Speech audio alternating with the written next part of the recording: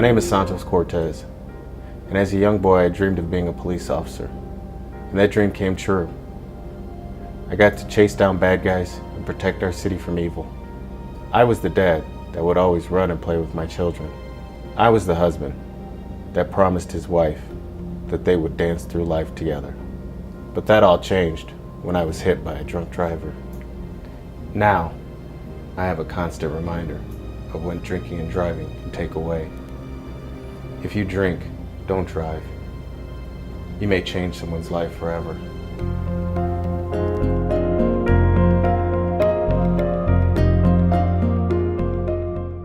I guess my story is just a little bit different as to where I'm not burying somebody or not having to deal with that aspect. My aspect is different from a drunk driver standpoint. I'll start from the beginning. As a young kid, I grew up in Chicago, and I always wanted to be a police officer. I grew up in a family of police officers, so I knew what the risk entailed, what could happen. Never in my life would I have dreamed it would have been by a drunk driver. I always thought it was a shootout or something cool that you see on TV, but unfortunately it didn't work like that for me. I came on the department here in Indianapolis in 2007. That's one of the first photos I took there, and it was a very warm night in June, and the day before, I had just finished my, he was there, 10-year-old's birthday party, had a sleepover. So I did what I normally did, got up in the morning, got everybody some donuts, typical for a cop, get everybody some donuts, real quick, easy, and got everybody sent home, did everything I had to do, told my wife I loved her, told my kids that he'll be home, don't worry, everything's gonna be fine. Kissed them, closed the door, got in my squad car, said my daily prayers. I got in the car, got in my driver's seat of my car, and I just prayed that I wouldn't get in that shootout today. Well, I started my day, everything was fine, everything was great. Until about 7:24 in the evening, we get a call. A drunk driver had already hit 2 other cars and was going southbound on Lyndhurst. And me, as being the go-getter type police officer, the one that always wanted to be on the right hand of justice, I took the call, told my partners that I was with, hey, I'll check this out. You know, should be nothing, easy, DUI, lock the guy up, you know, send him to jail and tell him don't do it ever again. So as I'm coming down, I get a call, I hear it over the radio that he fled on Washington Street. So I get out on Washington Street and I'm looking for him and looking around, and then I get another call on the radio. He already hit another person, so now he's already hit 3 different people, called for 3 different types of property damage. So I get in the area, and I'm looking for him. I'm looking around, trying to find him. And then as I'm coming up on to the Kroger where he was last seen, I pass up the Kroger lot, looking for him, in Coolidge in Washington. The guy hit me, 26-year-old male, out of the Marines, enjoyed his alcohol, blew the stop sign at Coolidge in Washington and hit. That's his car. And he hit the passenger side of my car, which caused it to go into an uncontrolled spin, and then pushed me into oncoming traffic.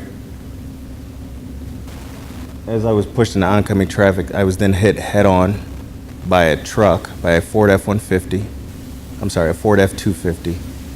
which then caused my vehicle to spin uncontrollably in the opposite direction. And at that point, I was thrown from my driver's seat, and I'm a big guy. I was thrown out of my driver's seat through my passenger side window. So I don't know if you guys could see, it's not a very big window, but I'm a very big guy, and well, the car didn't stop right at when I was thrown out. It still came forward. I was thrown further from where the vehicle was. It finally came to rest where I'm at there. And I don't remember any of the accident after I was ejected out of the window. I was just told that I just kept telling the guys that were there with me, my beat partners, to help me up. You know, I can't feel my legs, but if they help me up, I can get back to work, because it's not fair that I'm laying there doing nothing when I know I should be working.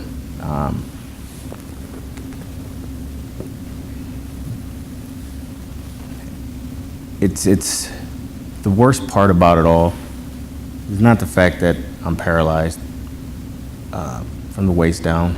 It's the fact that I have 5 kids and a wife that I vowed to my wife to always be there and be able to essentially dance through life with her, enjoy our children, and just have fun with them. I was the dad that always played with my kids on my off days, ran with them, played football with them. And I'm not saying I can't do that now, but it's a different aspect in your life to where you can't move your feet anymore, and you can't be able to stand up and run and tackle them. Now I have to use wheels and catch up to them, and they're a lot quicker than me now. But it's the little things that I'm going to miss out on. It's the little things of being able to walk my daughter down the aisle when she finally decides to get married. Now I have to roll next to her. I won't be able to hold her hand. You know, it's those little things we all take advantage of and appreciate now that we have it, but when we don't have it, it's one of those things that really hits home. I won't be able to get up there and coach my son playing football or baseball because I can't show him how to hustle to first base and run real hard and push through it. You know, different things that we all either had the opportunity to do or will have the opportunity to do with our kids. I don't have that same opportunity anymore because somebody made the decision to drink alcohol and get behind the wheel and drive. For whatever reason, it was a wrong decision that night for him, but it's a decision I have to live with now. My guy, Jarrell Watkins, got the maximum sentence allowed for the state of Indiana, which is 3 years and 180 days. He went to jail February 20th. He's set to get released in 16 days. So he essentially does 9 months in jail, and he's free to go home while I'm still stuck in a prison of a wheelchair. I don't get any freedom from that. I don't get to, as you guys probably seen, walk on the beach with my kids or my wife anymore. And we used to love doing that every summer. I used to take my kids out and just walk with them. We'd go turtle hunting in the summertime, play in the water. I can't even get into the beach anymore. Can't get the wheelchair through sand. You guys will never know how that feels unless you're in one, which I hope you guys are never in that position to have to do that.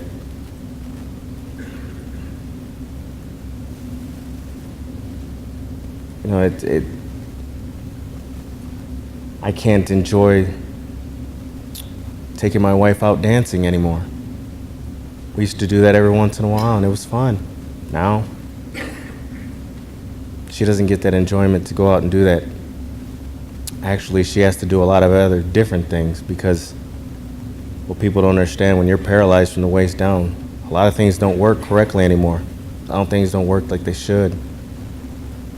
You know, you can't use the restroom correctly anymore because you have to do it differently from everybody else.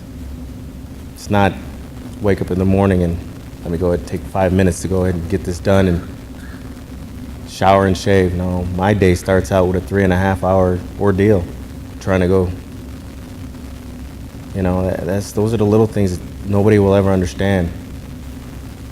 You know, everyone takes advantage of what we have, but when it's not there, it kind of stinks. It really does. When my accident happened, my daughter was 2, and my little one there was 1. There's my 10-year-old. But for their birthdays and my last anniversary, they were spent in a hospital. Because for 8 months I had to stay in a hospital because of all the complications that were sustained from the car accident. Every time you guys make decisions, and it's fine. I'm not a prude. I wouldn't tell you all not to enjoy a beverage if that's what you so choose to, because I enjoy it. But I'm not going to make that decision to get behind the wheel. Just think about that when you guys get behind the wheel or enjoy a drink. Think about what you could pay the price for. You could either kill someone, like our last speaker, you could kill her daughter, her son-in-law, or you could paralyze yourself, kill yourself. Those are the things that no one ever takes into account when they go out and drink and drive. But you make the decision to go somewhere. To do that, you guys need to take other things into account. Because it's not easy telling a 1-year-old you can't coach him anymore, 10-year-old you can't coach him anymore the right way, or to tell a 2-year-old, I'll never be able to walk you down the aisle like a regular dad would. And all those are the things they get to miss out on. That it's not going to change, it's not going to bring it back. So I have to deal with that every day.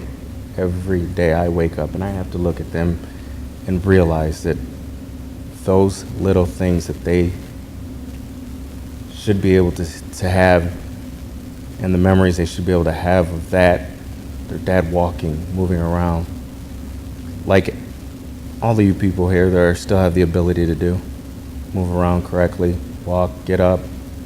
Their dad doesn't. Her husband doesn't. So I just ask you guys, seriously, if you guys decide to drink and drive, please call somebody. You made the decision to go out there and enjoy fun times. Call somebody. Because that right there, nobody should have to deal with. It could be your brother, somebody's father, somebody's son, daughters. I mean, it's just anybody. And I was doing what I swore, I took an oath to do, so I knew the risks of my job. I knew that anything could happen. But I never dreamed I'd be in a wheelchair for the rest of my life. I could never go out there and chase down bad guys like I took an oath to do, to keep you guys safe. And you guys need someone to keep you safe. But I did that night. I kept a lot of people safe because I took him off the street. He wasn't there to hurt anybody else after he hurt me, because he would have. There was 2 other people in that truck that I hit head on, or they hit me head on, or vice versa. But I was told that if he didn't hit my patrol car, he would have hit that truck, and there was a 7-year-old boy in there and his father, and they wouldn't have made it. So I took the hit so they didn't have to. And those are the things that you guys got to think about if you do that. 7-year-old boy that wouldn't have made it. His father wouldn't have made it. They would have been dead. I was lucky enough to be strong enough to pull through this. And I'll fight every day so I can be around for my kids. But please, we make bad decisions, all of us do, but we can change that and do the right things. It's not hard. It's the decision that can be made very easily. Call somebody before you go out. Say, hey, I may have something to drink. Can you come pick me up if I have? Very simple. Very simple. Just want you guys to please, if you don't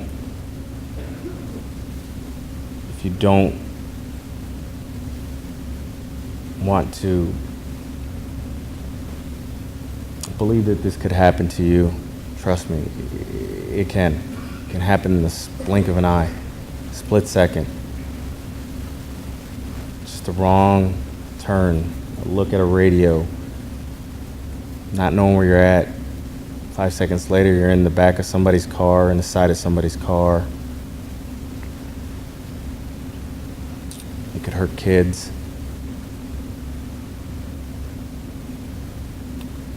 You just need to make good decisions when you go out there and drink. Please. If I could just change one of your guys' minds about drinking, driving, any other dangerous things out there that you guys could do, drugs, just don't get behind the wheel. Please. That's all I ask. I'd give anything to be back out there doing what I love to do.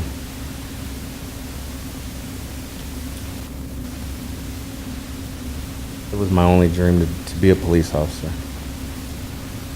My father was a Cook County Sheriff in Chicago. My brother's a Chicago police officer. So I know what it is. That was my only dream, to follow in the footsteps. And that dream is cut short because I can't do that anymore. Do exactly what I like to do. So you guys, please keep that in mind. You guys still are able to walk and enjoy those things in life. Get up in the morning and go to a job you like, or do something in life that you still enjoy. I can't do any of that. Mine's limited. So please, take one thing from this, just don't do it.